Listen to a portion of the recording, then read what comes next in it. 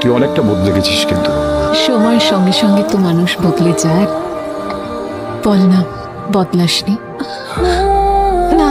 কি বললি? আরেকবার বল। সময় তো পেরিয়ে যাচ্ছে না তো, তারা কিসের তোর?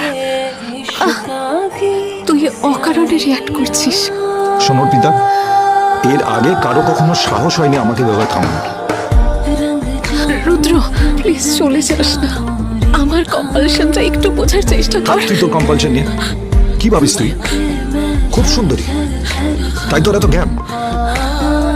মানে তুই কি বলতে চাইছিস যে তুই এর আগে কারোর সাথে শুসনি? রুদ্র শোন, এই যে কলেজে তোর এত ক্রেজ, সেটা কেন জানিস? কারণ তুই রুদ্রর গার্লফ্রেন্ড। প্রত্যেকেরই কিছু না কিছু লিমিটেশন থাকে। এরা তোর বালের লিমিটেশন। তাও যদি বুঝতাম কোনো সতী ফ্যামিলি। রুদ্র ট্যাক্সি।